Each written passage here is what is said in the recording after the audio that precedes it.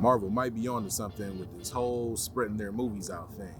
Let me tell you, I was feeling a little bit MCU deprived, not only because it's been a while since their last just big blockbuster movie, but even their Disney Plus content has been lacking just a little bit. I haven't seen and felt quite so much hype for one of their movies since Endgame, and I'm here to tell you that Wolverine and Deadpool really delivered on everything that was promised and what everybody was hoping for. I saw this movie while I was on a trip to Washington, D.C., so that's what you're seeing and probably hearing a little bit behind me.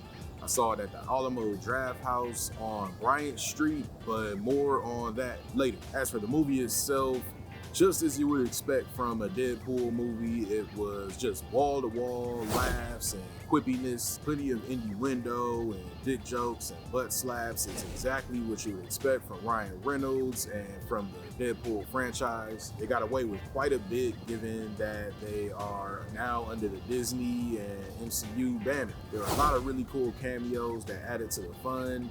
Unfortunately, a lot of the cooler ones were spoiled for me via the rumor mill prior to the movie coming out.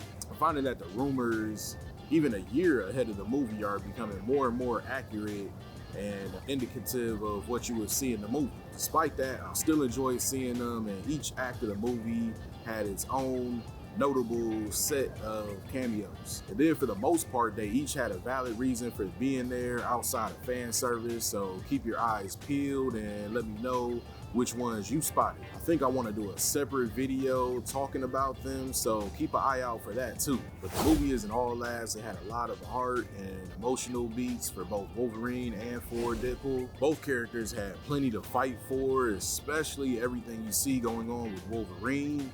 Given how long Hugh Jackman's been around doing that part, you would think there wasn't much more they could touch on, but you would be wrong in that assumption. Jackman's Wolverine was really the heart of the movie, and the straight man to Reynolds' Deadpool, they even had a great reason for him to be wearing that iconic suit. The main baddie, Cassandra Nova, is easily one of the best villains we've seen in the Deadpool movie so far.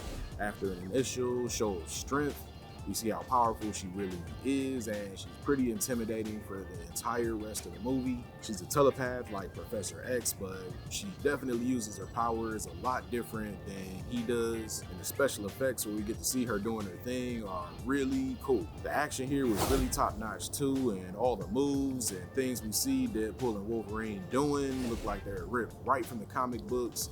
I loved it. The R rating really let them cut loose and present the best versions of the characters that we've seen so far action-wise. And the budget must be a lot more here too, because everything that you see on the screen just looked like money. And I have to give props to the Alamo Draft House. I've heard a lot about this theater franchise that was recently purchased by Sony. The DC location that I went to fittingly had a lot of great artwork of movie presidents from throughout the years, and a presidential podium that you could stand at and take pictures, which I did. There were tons of vintage movie posters throughout the halls. Professionally, I'm a designer, and I studied and tried to mimic a lot of these when I was going through college, so I really appreciated seeing them. If they open one of these in Cleveland, it would for sure become my go-to movie watching location, so Sony, please do it. The bottom line is Reynolds and company really went for it this time around. They swung for the fences and it really paid off. Here's to hoping that the MCU can keep this type of quality up for everything that they have coming up.